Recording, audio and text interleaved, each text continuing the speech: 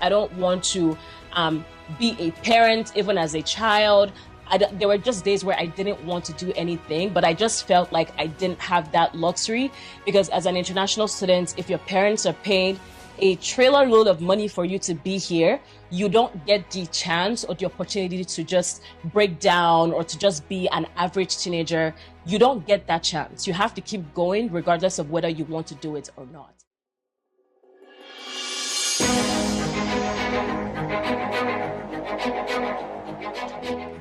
So my name is Ella Harry, and I am a Nigerian-born Edmonton resident who has called Edmonton home for about a decade.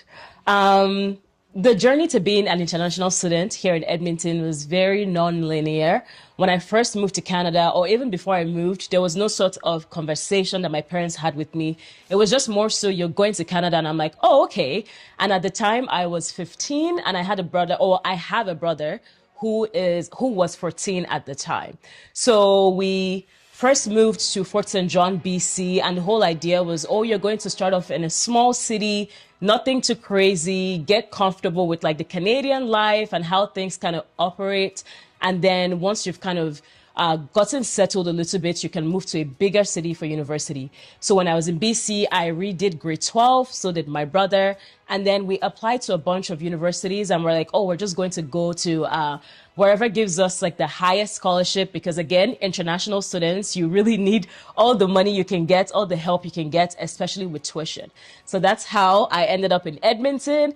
And I remember saying, oh, I'm just going to do university and I'll be here for 4 years and I'm going to go to like a bigger city where I can go live my best life. It's been 10 years in Edmonton and I cannot imagine living anywhere else. Okay, so I'm going to be using this word a lot, non-linear. The immigration journey is non-linear. There is no one way to move to Canada as an international student. So I'll give you an example. From Nigeria, kind of the first few steps that you have to do is to make sure that your child is eligible to move in terms of like the grades that they have, the courses that they have, what they're going to need. If you apply to universities in Canada, are those schools going to recognize kind of the classes that they already have? So those are some of the first things that you have to do. You have to think about. Then you have to think about how much money you actually have. Because to move to Canada, you need to show proof of funds. Can you take care of this child? Can you afford the tuition? And the tuition is expensive. International students pay 3 times the cost of the average citizen or permanent resident in this country. So for your child to move here, you have to show that you have the funds to be able to take care of them. So not just their tuition, but also their rent, their food, their textbooks, like everything that has to do with them living here for the duration that they're going to be here. So then while you move here as an international student, after you've shown all of that in terms of like proof of funds, then you can apply for a student visa. Again, it's very non-linear. For some people, it might take 6 months. There are people who waited 2 years to get those visas.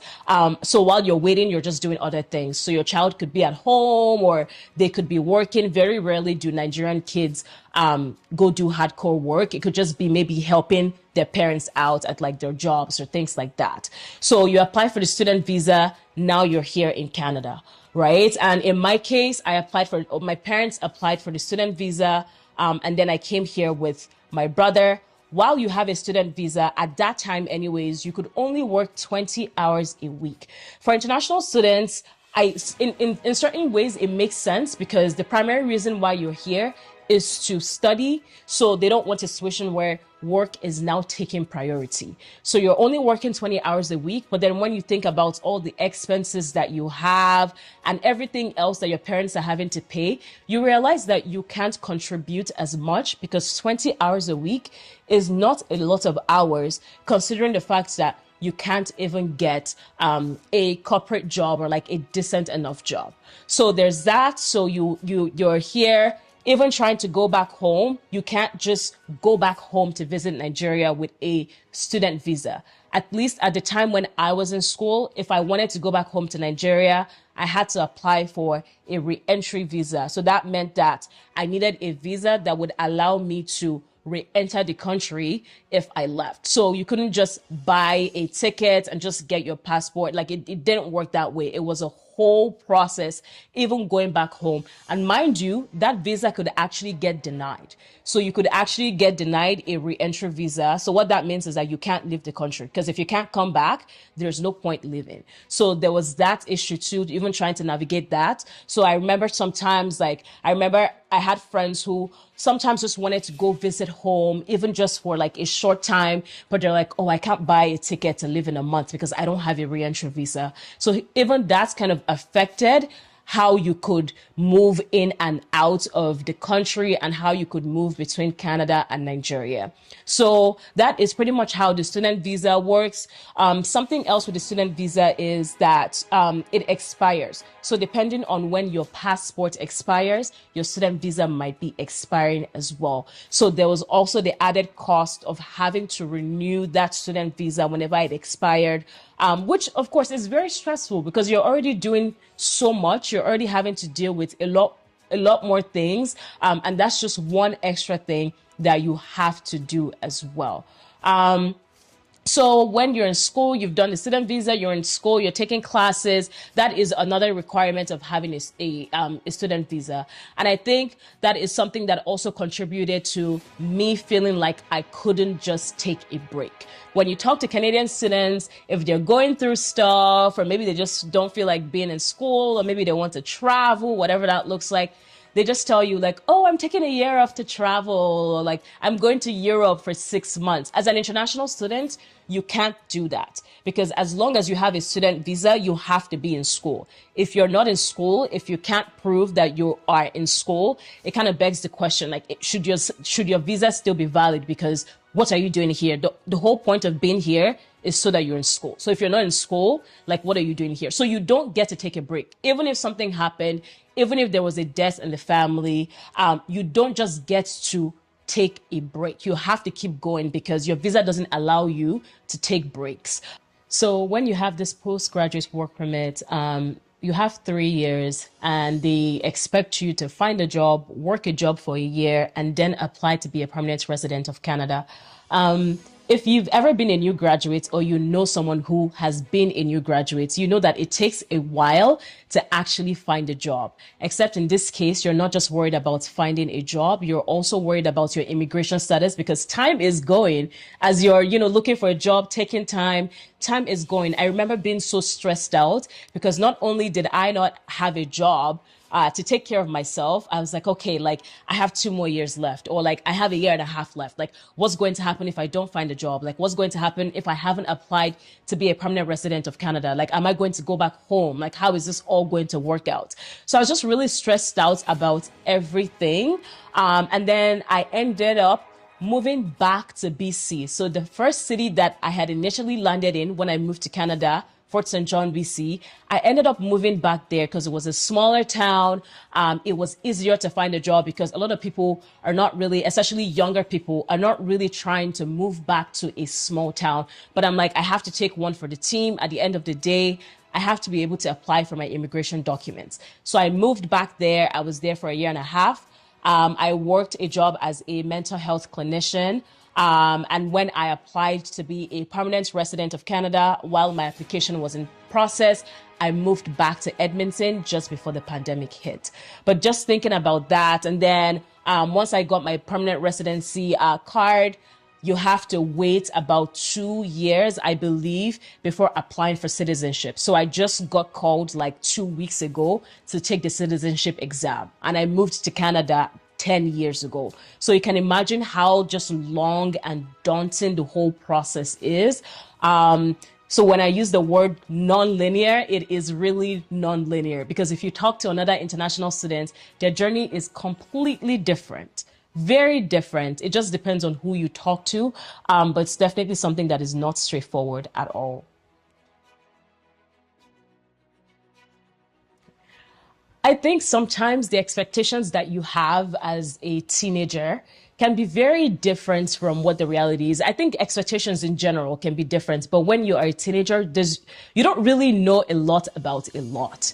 So it can be very jarring when the reality is not exactly as you pictured. So I remember being in Nigeria and just hearing that I was coming to Canada. I was so excited, even if it wasn't a conversation that my parents had with me. I was so excited because I'm like, oh my God, I'm coming to Canada. It'll be great. I'm going to go to school there. It'll be amazing. Things will be so easy. I'll live my best life. I'll have all of these friends because, of course, those expectations were primarily dictated by like media and what I was watching, right? So when I moved here, especially moving here without my parents, without any sort of like family, I had never been to Canada before. I didn't know anybody. It was very interesting, especially when I moved to Edmonton. The biggest thing that I noticed was just the culture shock that I had. So from even just having a Nigerian accent to doing things differently, there was just that shock. And it was very hard to reconcile my Nigerian background and childhood with my current reality of being a teenager who was navigating a new city without their parents. The second thing was just the way of studying. The educational system in Nigeria is so different from the educational system here in Canada. One, being in Nigeria, you have to cram a lot of stuff. You have to know a lot of stuff. And there's a lot of emphasis on getting good grades. So like first position, second position, third position, things like that. In Canada, even though there is emphasis on getting good grades, there are other things that you have to be able to do. So for example, you have to be able to work as a team. You have to be able to do group work. You have to be able to learn in so many different ways that don't involve like studying and just like writing an exam. So all of those different things kind of made it a bit tough to navigate being an international student. And again, just the lack of community, because you then have to just build your community. You're not here and community is just waiting for you. It takes an intentional effort to also build a community when you're an international student. So it just makes it that much tougher. Okay. So when I moved to Edmonton, I didn't really know what I wanted my life to look like. I just knew that my brother and I were coming for university, and the goal was to get good grades. Because again, you're paying international student fees. The last thing your Nigerian parents wants to hear is that you're not getting good grades. So that was the primary goal of just like, being in Edmonton, let's put our heads down and get good grades.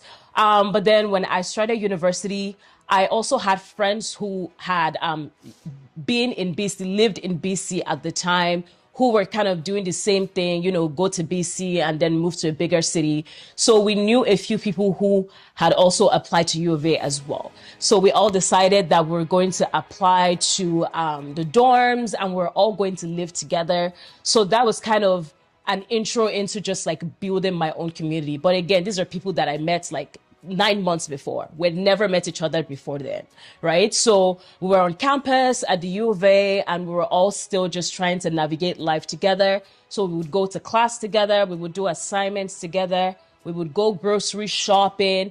We would cook together. We literally did everything together, even with Christmas and Thanksgiving and just all the different holidays, or like over the summer when people would go home for the time being, we all just had each other. So we would have like a little cookout in someone's dorm and we would all just gather and tell stories and play music. So that was how I slowly built my community on campus. And a lot of those people are my friends. Even like it's 10 years later, we're still friends. We still talk to each other. But I would say it took a lot of intentionality to be able to do that.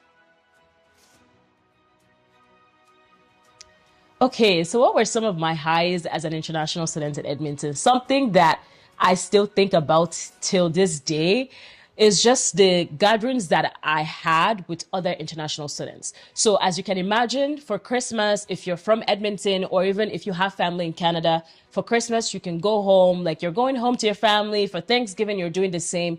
International students don't really have anywhere to go. So it's not like we can go back home to Nigeria every Thanksgiving or every Christmas or every Easter. Unfortunately, we just didn't have that luxury. So something that I started doing when I was in school, I remember just like living on campus at the U of A, is I would get other international students, mostly Nigerian students, because I didn't want a situation where like people were by themselves on holidays where they should have been spending time with family. Because I remember the first time that I did it, I know how I felt. I felt really down. I felt just like, I'm like, oh, like I wish my family was here. I wish I could go back home. Or I wish I had something like it's Christmas. People are out there living their best lives. And I'm just in the dorms, like watching TV. So I know how I felt, and I didn't want other international students to feel that way. So the next year I started to tell other like Nigerian international students like, hey, like if you're not doing anything, feel free to come over, and we would do this for Thanksgiving, for Christmas, for Easter. We would do this every single year. So 1 year turned into 2 years, 2 years turned into 4 years. And we just continued that tradition.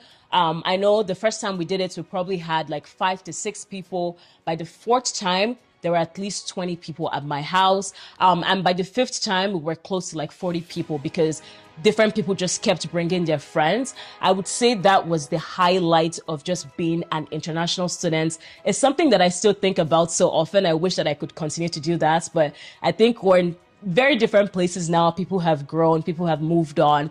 But that is definitely up there for me. And then some of the lows was just being able to, I think just the fact that I was a teenager trying to figure out myself in the world as a teenager, while also navigating life in a new country, while also feeling like I was responsible for my younger sibling that I had come here with. So I just kind of felt like it was a lot to navigate. Like there were days where I just wanted to just do nothing. Like I don't want to study. I don't want to get good grades. I don't want to be a parent, even as a child. There were just days where I didn't want to do anything, but I just felt like I didn't have that luxury because as an international student, if your parents are paying a trailer load of money for you to be here, you don't get the chance or the opportunity to just break down or to just be an average teenager. You don't get that chance. You have to keep going regardless of whether you want to do it or not. So in terms of lows, like even when I think about it now, it's just something that I'm like, wow, as a 17-year-old, I can't believe that was my life. Right. So I think definitely that would be like a very low for me as an international student. But it also got better, but it didn't happen overnight. Okay. So when you move to Canada, or I guess anywhere, but let's just talk about Canada. When you move to Canada as an international student, there is a lot of financial thinking. There are a lot of things that you have to think about. There are a lot of financial implications, not just for you, but also your family back home. One being if they're sending you to Canada. In my case, my brother and I were here at the same time. And then 2 years later, the remaining 2 of my siblings joined us. So at this point, there were 4 kids in Canada, 4 international students in Canada. If you know anything about how much international students pay or what our lives here are like, you know that is a lot of money. It is a lot of money. I believe that the average Canadian could not afford to pay that much money per child per year. Based on the Canadians that I've spoken to, based on the research that I've done, the average Canadian would not be able to afford that. So you can imagine that even like families back home in Nigeria, it's not because they're filthy rich. It's just one of those things where they're like, oh, I feel like my child needs to have a better life. I'm going to make whatever sacrifices I need to make to ensure that my children are educated, my children have a better life than I do. Depending on what that looks like. So families back home are giving up a lot. I remember like growing up, there were no such things as like vacation. Look, we didn't have vacations. We weren't going on trips. We had a very basic life, like 2 cars, sometimes 1 car, a basic house. We're eating the most basic things. We didn't really have a lot of luxuries because my parents had the end goal of sending us abroad. So that is the one financial implication. The second thing is when things go south, it's hard for you to keep going. And I can tell you exactly what I mean. So in 2014, there was an economic crisis in Nigeria. And I remember this vividly because a lot of Nigerian students here really struggled because, of course, their parents could no longer afford their tuition. You could no longer send money in and out of Nigeria. It was very difficult. So if you were an international student at that time, you either had to hustle, which would have been very difficult if you're working 20 hours a week, or you simply just had to take a break. I know I had friends whose parents could just no longer afford it, so they had to take a break from school, as you can imagine, which was very stressful because as an international student, you don't have the luxury of taking breaks. You're on a student visa. You can't just decide, oh, I don't want to go to school this semester, or oh, I'm going to take a break for a year. Like, you don't get to do that. You don't get to do that. You're not Canadian. You're not a resident. You don't get to do that. But the fact that the economy was so bad that they had to take a step back was also an added stress because it's like, oh my God, is immigration going to find out? Oh my God, am I going to get deported because I couldn't afford to pay my tuition? Just things like that. But then with the average Canadian student, I want to say, like, if things were going south for you financially, if you could no longer afford to pay your tuition, you could just decide, okay, I'm going to work for a bit. I'm going to save up money, and then I'm going to pay my tuition. As an international student, when I was in school, I think my tuition was about $20,000.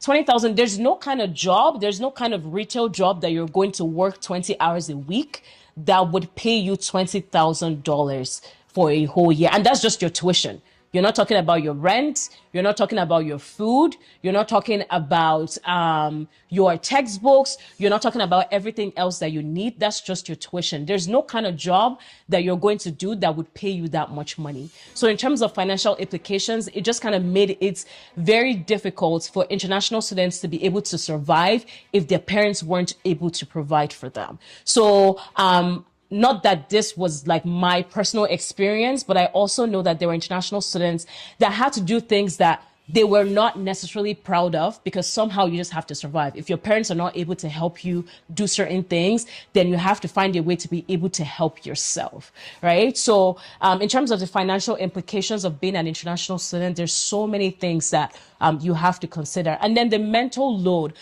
It's very hard to not realize that you stand out. It's very hard to not realize that you stand out. As a Black child, it's very hard to not notice that you stand out. Not just the way you look, but also the way you sound too. When I moved here, I still do have a very Nigerian accent, but then international students get so comfortable code switching because you have to. It's almost like a coping mechanism. It's almost like a way to kind of blend in. So you learn how to sound more Canadian. You learn how to act more Canadian so that people can accept you, so that people are not asking you, oh, did you speak English? Oh, I didn't understand what you said. Oh, can you say this again? Even though you might be smarter than some of the people that you're maybe working with in your group, even though you might be getting good grades, even though things might be looking good on other fronts, if you don't sound or act Canadian, it's easy for people to think that you do not deserve to even be in those spots, which makes it very tough because it can be tough on your self-esteem. As an international student, it can be tough on the way that you even view your journey, because if people are going to see me as not deserving, if people are going to see me as though I don't belong to be here, why would I try? Why would I try? I might as well just let them think what they're going to think, and I can just move on with my life. So even just that mental load of being in a place where you know you are different, like something that kind of stood out to me, or an experience that still stands out even to this day, is when it was legal for me to work as an international student. So when I started, you could work 20 hours. You could work full time during the summer, but you could work, I believe, an on-campus job. And then they changed They changed the rules, and international students could now work 20 hours while still being in school. So anyways, I remember like being able to work for the first time. I was so excited. I started applying for jobs. I polished my resume. I had nothing. I had zero experience on my resume, but I'm like, okay, I'm going to go apply for jobs. I'll apply everywhere. At this point, I can't be picky. As long as I can access that place using public transit, I'll apply there. And I remember going to this specific restaurant, and I told them like, hey, I was just wondering if you're hiring. And they said, oh, we don't hire we don't hire international students. That's exactly what they said. It's as shocking as you think it is, because in that point I'm like, you didn't. I never mentioned that I was an international student. You didn't even know my name. You just saw me and you kind of just assumed, maybe based on how I looked, maybe based on how I presented, maybe based on my accent. And they just kind of assumed that, oh, this person's young, they're probably an international. They're like, oh, we don't hire international students. And I was a bit confused because I'm like, what about me gives you the vibe that I am an international student? But even if that's something that you're doing, why are you so comfortable saying that out loud to an international student who is applying for a job? And this is a major restaurant. This is a major restaurant in Edmonton.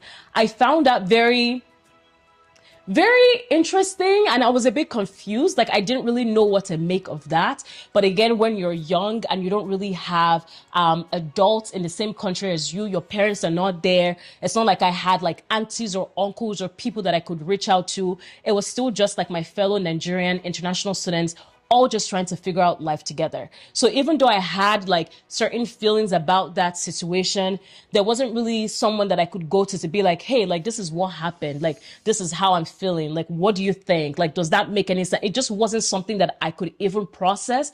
I was like, okay, cool. I guess I'll just keep applying for jobs. And something that I remember vividly doing after that was I stopped using my Nigerian first name in documents. So my resumes, nobody knows me as Ella Ogene, which is my Nigerian first name. I'm like, because once you see my name, regardless of how educated I am, regardless of how I present, once you see my name, you already make so many assumptions that there's no point. So I started going by Ella Harry. Harry is my dad's name, or Harrison is my dad's name. So I'm like, okay, I'm going to make it Harry. And then I'm going to go by my last name, by my middle name, which is Ella. So I started using Ella in Fort St. John, but it was more so, my white friends that I made in Fort St. John could call me Ella, but I wasn't necessarily using it on documents. I wasn't using it on like my resume or like school records or anything like that. But after that situation, I'm like, okay, it has to be Ella Harry, because if you see Ella Harry, you don't assume, oh, this is a Nigerian international student who is trying to figure out life. You just see Ella Harry and like, oh, this could be a white person, or this could be a non-person of color. And it's unfortunate to even say that making a move just like that, I would apply for jobs and I would get a call back right away. And sometimes I would even use my actual first and last name. Same thing on the resume, nothing changed, just the names. And it would be interesting that I wouldn't get callbacks for the same positions that I got callbacks from using the name Ella Harry. So it's just very interesting. And when you kind of think about, again, being so young and having to navigate that and not being able to make sense of it, I think it affects you in a way that is deeper than something you can explain. So now, of course, like, as an adult woman, now I'm starting to, if people mispronounce my name, I will correct them. I recently changed my name back from Ella. On LinkedIn, now it's Ella Ogene Uyu. I'm like, well, this is my name. This is who I am. This is me reclaiming my identity. But it took me almost a decade to do that, because as an international student, you have to find ways, unfortunately, to be able to navigate this world. You always feel like you have to find ways to fit in, because if you're not fitting in, you are standing out. And as a child, standing out is bad. Like, no, I don't want to stand out. I don't want anything that makes me stand out. I have to fit in. I have to be as Canadian as possible to get some of the Canadian experiences or the things that my colleagues are getting as well. But of course, like, as I'm getting older now, I'm reclaiming my identity. I'm like, I don't really care to fit in. I'm okay with standing out, but it wasn't always the case. And I can tell you it's not the case for a lot of international students who move from Nigeria.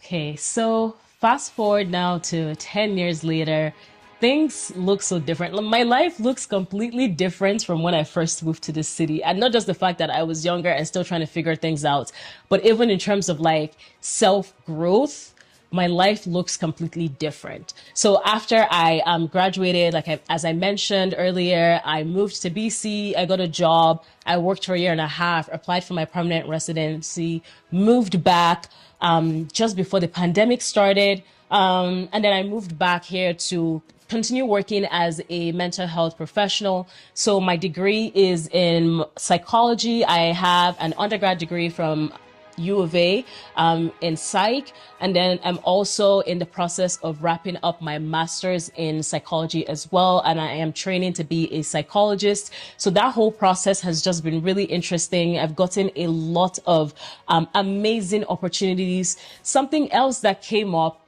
which is, I think, kind of unexpected, because I never really saw myself as a creative person. But when I was in school, I needed an outlet, because I'm just like, I need something that is not my real life. Like, I almost needed like an escape from reality, which kind of sounds very, very, very bad, because it's like, how bad was your life that you needed to escape it, you know? So I needed an escape from reality. So I started creating content. And to me, it was just like, I didn't even see it as, oh, being a content creator. I'm like, oh, I'm just doing makeup, I'm modeling, I'm doing this, just like different things in the creative industry. Fast forward to now, I am a content creator and a blogger here in Edmonton. I've worked with so many amazing brands. I've had contracts with a major radio station here in Canada where I was talking about fashion and doing fashion journalism, which is something that I never imagined. When I tell you, I never imagined in my wildest dreams that my escape from reality when I was in school would be a reality that I am in fact like living outside of my 9 to 5 job. So I've had lots of opportunities. I've had self-growth. I think even as a person, in terms of my self-esteem, in terms of my identity as a Nigerian who also lives in Canada. If you ask me now, I'll tell you, oh, I'm Nigerian Canadian. Do I have a Canadian passport? No, I don't. But I'm Nigerian Canadian in my head, because at the end of the day, these are like two worlds that kind of have affected who I am as a person. What I would encourage you, if you are an international student, I'm going to be real with you, it is challenging, but you will also find your people. So it might be challenging at first. I don't want to give you the wrong impression, or I don't want to make you have an expectation that will be so vastly different from the reality that you will have, but you will find your people. And as long as you find your people, you can just easily take things day by day, month by month, year by year, and things just get better. So with your community, talk to people about it. Like, talk to your friends about it. Find like mentors who are older than you, who can kind of understand the struggle. I wish that was something that I had when I moved to Edmonton, because I didn't even know you could go like find older people, or they don't even have to be that much older than you, but even like 5 years or 4 years, people who have gone through what you're going through and can kind of advise you. I wish so badly that I had that, or I knew that was an option. So if you have that, or you're able to find that, either being on campus or at a church that you attend, like whatever that looks like, try to find a support person who can kind of help you and guide you. And if you're a parent, I can't even imagine how scary it must be to send your child to a different country not knowing what to expect. I cannot imagine how difficult it must be. Even for my parents, I think about it, I'm just like, I can't imagine how difficult it must be. One thing that I would say to parents is to please talk to your children, listen to them, because there's nothing worse than kids being in a different country and going through the things that you're going through and feeling like they can't even call their parents back home to say, I'm really struggling, or this is what is going on. Because sometimes you're like, oh, my parents have paid this much money, or like my parents kind of expect this from me, or I feel like I can't talk to my parents about certain things. So now they're having to go through all of these things alone. It is very scary. It is scary. It is a lot. It weighs a lot on your mental health. It even weighs a lot on your grades, because if you're so worried about other things, it's hard for you to actually focus in school. It's hard for you to get good grades, which of course That's what Nigerian parents want. You have to be getting good grades because I'm paying so much money for you to be here. So as a parent, try to make it a safe space. Try to make you a safe person where your children feel comfortable coming to you to say, I'm really struggling, or I want to come back home, or I want you to come and visit, or I need advice, like whatever that looks like, because it's already lonely being an international student. So it would be nice to make that journey just a little less lonely for them. My experience doing this documentary has been phenomenal. I think for one, it actually kind of forced me to think about things that, I guess, reflect on things that I would otherwise not have reflected on as much. Because I think sometimes when you are in a certain situation, you're like, oh yeah, this is the way it is. I just have to like keep going. I have to keep living my life. You don't sit down to think like, wow, that was actually my life. Like I actually went through that. Like that really did happen. So I think this kind of gave me an opportunity to reflect on my journey, and I am grateful. The team is also phenomenal, amazing, super organized. They know exactly what they're doing. This has been a lovely experience so far. They're very supportive. We've been able to take pauses, think about things, go at our own pace. And yeah, 100%, I would do this again.